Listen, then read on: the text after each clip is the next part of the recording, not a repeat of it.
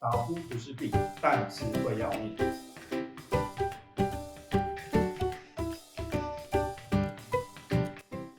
以往我们都认为说他打呼就是熟睡，但是情况真的是这样吗？其实打呼的时候，你不见得有真正的熟睡，甚至于说，你还可能因为打呼造成睡眠呼吸中止症，让你的睡眠事实上是断断续续的情形。那以至于你在白天的时候精神非常的好。那我曾经有个病患跟我转述，他说他因为白天开车的时候一红灯就可能会打瞌睡，还有一次他开着开着就睡着，居然开着车去撞电线杆，他把2辆名车撞烂掉。那最后到门诊来，我们看看他的状况，觉得是睡眠呼吸中止症。那等到去做完睡眠的检查，确定诊断以后，戴上氧压呼吸器，终于解决这个问题。好，所以假设你的打呼真的很厉害，白天又有精神不济的状况，请要特别注意。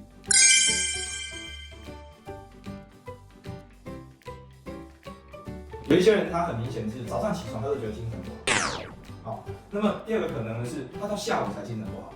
好，其实就是白天总是有一段时间好像是当他不做事的时候就昏昏欲睡，他一直提不起来。好，还有一种就是他的血压可能都偏高。他只要看到他鼻叶很大，脖子粗粗短短的，我一定跟他讲说，来，我帮你看一下脚，那一按下去，几乎都是有睡着。那这个时候我就跟他讲说，你晚上会打呼哈。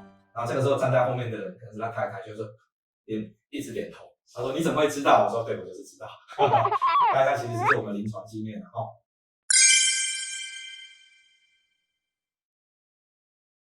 非常有可能哈，因为你晚上就是我常常跟病人讲说，一直有睡没有着哈，没有真正的熟睡。你晚上可能都睡在那边，可是呢一下呼吸一下不呼吸。好，那我可以学一下打呼的状况，好，不是这样打呼，不是这样吗？然后忽然间停，几秒钟都没有声音，忽然就呼吸一下。好，那我这样学的时候呢，通常别的来的家人说，哦，你怎么会知道？我说就是这样。有时候有人说啊，胖的人给人家感觉好像比较容易懒散，事实上我觉得这个不是他的。假设因为肥胖已经造成了睡眠呼吸中止症，那当然会让他白天无精打采。现在的肥胖医学我们发现这是一个大的问题哦，所以假设有肥胖的问题，白天又精神不好，真的可能要赶快找肥胖专科医师把这个体重拿去。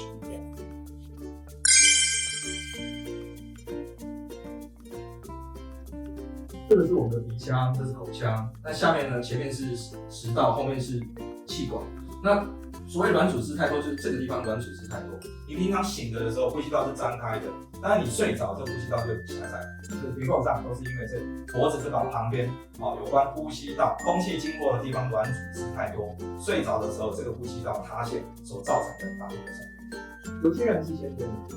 它结构上就是有问题，那这个没办法啊，它可能就是需要甚至外科手术来协助，否则就是要长期要戴呼吸器。但是假设你是续发性的，你后来才发生，那很大的机会其实是因为你体重过重，所以想要根本解决问题，当然要把体重减下来。好，这个我们临床上大概减20%的体重可以解决，20哦，假如你100公斤要减到80公斤，这个问题才会完全解决掉。真的体重控制才是正确解决，但是减重要一点时间。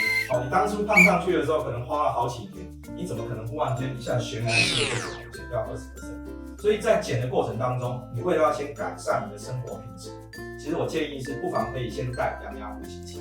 哦，这个氧压呼吸器其实蛮重要的，就是戴下去的时候，让你呼吸道保持一个正压，那呼吸道就不会塌陷。不会塌陷就不会造成打呼，不会停止。自己开刀呢，那就是留在比较后面，因为开刀终究我们讲身体发肤受之父母，还是不要随便动。更何况你动了以后，假设你的生活习惯完全没有改，那不好意思，大部分都所以我想减体重是正本清源，而这个过程当中，不妨先戴一下氧压呼吸器，我想这样才是治疗这个睡眠呼吸中止症最重要的。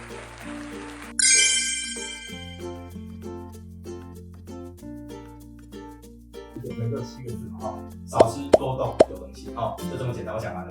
那当然没有那么容易啦，因为少吃你不能营养不良，你也不能自己饿肚子，饿肚子不会长久。那多动的话，其实很简单，跟大家建议，你只要快走就好哦，你就一天走个30分钟，一个礼拜走5天，等于是1周有150分钟的运动就好，其他不用做。那么第二个要注意的是含糖饮料，台湾的含糖饮料真的是太多了哈，所以白淀粉跟含糖饮料一定要戒掉。第三个很重要是宵夜宵夜晚上总之我们就有一个名词叫做夜食症候群这一点你是要处理掉。那但是你要想要戒掉宵夜，只有一个办法早一点睡。那最后一个重点请你每天量体重。我的建议是早上起床去小便完回来就上磅秤。这个磅秤呢最好有体重有体脂。那每天大家关心一下自己的体重状况。假设体重上升，然后回想昨天做了什么荒唐事。假设今天体重不错，维持得很好，甚至有下降的话，那恭喜你，你走在对的路上。大概我想体重控制大概就是以上这几点提醒大家。不打呼，好睡眠，真健康。